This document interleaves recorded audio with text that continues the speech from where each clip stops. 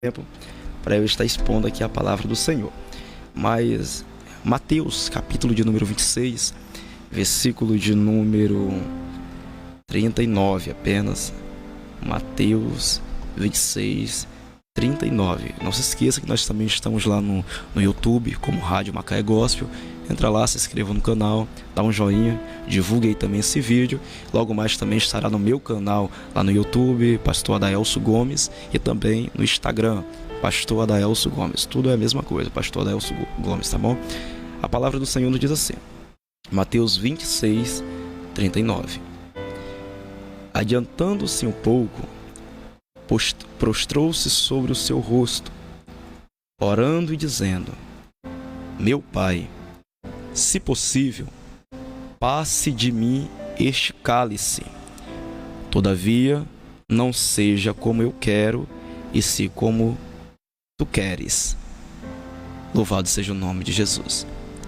Meus irmãos, eu vou ser bastante rápido aqui, mas provavelmente, logo mais na frente, nós iremos estar colocando um outro vídeo expondo mais detalhadamente esse texto aqui, tá? Mas apenas dando uma introdução, percebemos que Jesus aqui está em um lugar de oração, a qual ele separou para orar, chamado Getsemane, no hebraico Gat-Shemani, que significa literalmente lugar da prensa do azeite.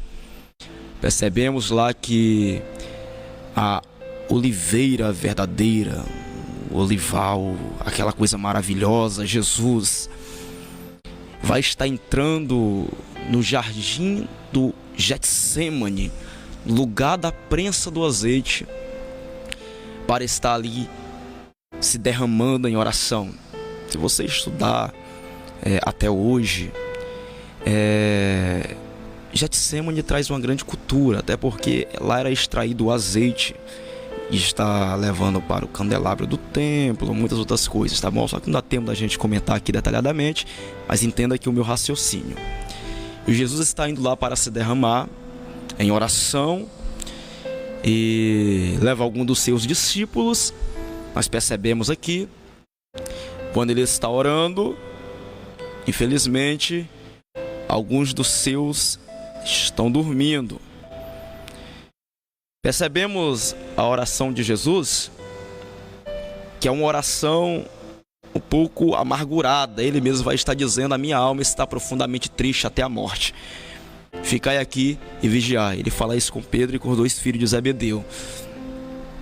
E Jesus Cristo, quando ele se dobra para orar, ele vai estar dizendo: Senhor, se possível, passe de mim este cálice. Todavia não seja feito como eu quero, mas sim como tu queres.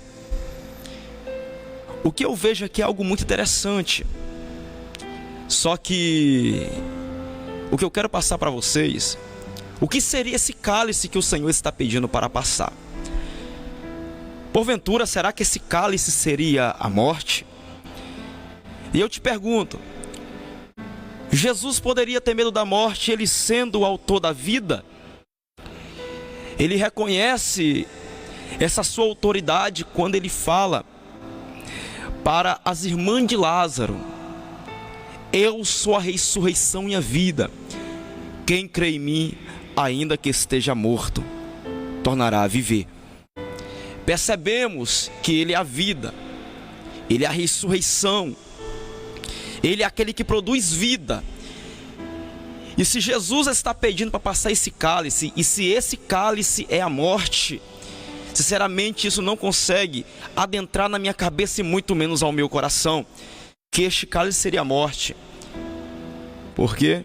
Eu não entendo Jesus tendo medo da morte, ele sendo a vida. Mas vamos lá, meus irmãos, deixa eu percorrer aqui. O que seria este cálice? O meu ponto de vista é que esse cálice seria muito simples. Quando eu olho para esse sofrimento, e Jesus na cruz, expressando naquela agonia, dizendo: Eli, Eli, lama sabachthani, Deus meu, por que tu me desamparaste? Salmos 22, verso 1. Eu entendo ali que Jesus teria que passar por um instante pelo abandono de Deus. E eu vou te explicar por quê. Tudo isso começou no Éden. Tudo isso começou no Éden.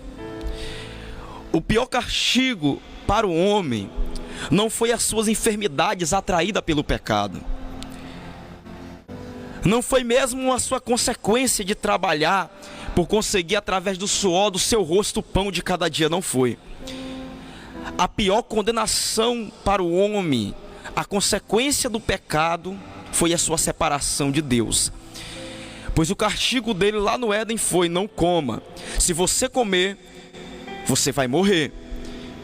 Aí muitos olham, percebem que eles se alimentaram daquele fruto e não morreram. Mas obviamente eles morreram. Eu estou falando aqui da doutrina chamada tanatologia. Muito interessante, depois você pesquisa sobre isso, tá? Você que está me ouvindo aí. Tanatologia. Isso aqui é algo tão interessante. A separação do homem e Deus aconteceu lá pela desobediência. Assim como o corpo se separa do espírito, o espírito se separa do corpo quando morre. O corpo fica, o espírito vai juntamente com a alma. Assim também foi o homem, por um instante se separou de Deus.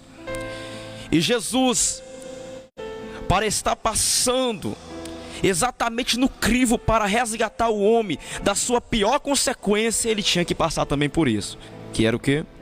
Infelizmente, por um instante, ser abandonado por Deus, porque tu me desamparaste.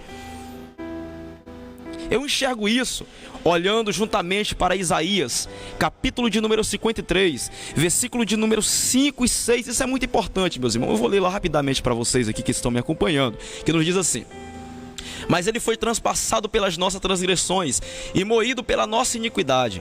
O castigo que nos traz a paz estava sobre ele, e pelas suas pisaduras fomos sarados. Todos nós andávamos desgarrados como ovelha, cada um se desviava pelo caminho, mas o Senhor fez cair sobre ele a iniquidade de nós todos. O que eu acho muito interessante aqui é que cada um de nós nos desviava pelo caminho da vida, se afastava do caminho da graça. Todos nós andávamos errantes, como fala Pedro, como ovelha que não tem pastor. Andávamos separado, e separado aqui não é da comunidade de Israel, estávamos separados de Deus. Andávamos como sem Deus no mundo, e o Senhor tinha que passar por esta consequência. Infelizmente, por um instante, ele passou. Este era o cálice. Senhor, se possível, passe de mim este cálice. Não deixe nem por um instante eu me separar de ti. Entenda bem isso aqui. Não deixe nem por um instante eu me separar de ti. Mas eu sei que é necessário. Então não seja feita a minha vontade, mas sim a tua, Senhor. E ele passou por isso, por um momento de abandono de Deus, unicamente para resgatar a minha e a tua alma. E o sacrifício dele, a importância desse sacrifício do Senhor foi tão grande, para novamente nos atrair para o caminho da vida, para o caminho da graça, que Pedro vai estar dizendo assim, lá em 1 Pedro, capítulo de número 2, versículo 24 e 25, carregando ele mesmo em seu corpo sobre o madeiro os nossos pecados, para que nós, mortos para o pecado, vivamos para a justiça. Por suas chagas fomos sarados. Porque nós estávamos desgarrados como ovelha, agora porém vos convertestes ao pastor e bispo das vossas almas. Entenda bem, nós estávamos diretamente afastados de Deus, mas quando a nossa iniquidade cai sobre ele, quando o nosso pecado, a nossa maldição cai sobre ele, eu falo isso, eu trago lá em El Hadavari, Deuteronômio, capítulo 21, versículo número 23, falando que todo aquele que estava pendurado no madeiro seria considerado como maldito de Deus. E também o apóstolo Paulo vai estar relembrando isso em Gálatas capítulo 3, versículo 13, dizendo que ele se fez maldito em nosso lugar, porque está escrito: todo aquele que for pendurado no madeiro é maldito de Deus. Tomou todo o castigo, tanto a nossa iniquidade como também a nossa maldição. passou por tudo aquilo unicamente para remir a minha e a tua alma. E hoje, como Pedro falou, nós fomos resgatados para o pastor e bispo de nossas almas, através do sangue de Jesus derramado na cruz do Calvário.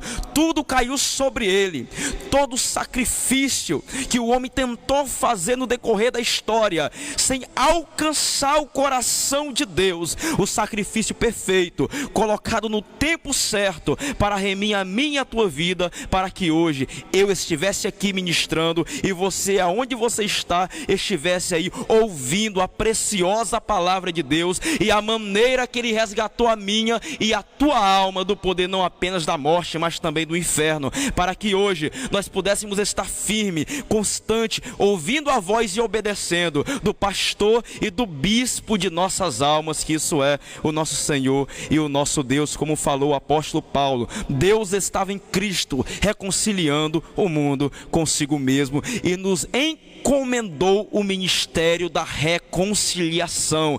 Nesta tarde nós temos a importância também de estar propagando este ministério. Que você seja abençoado com esta palavra em nome de Jesus Cristo nessa tarde.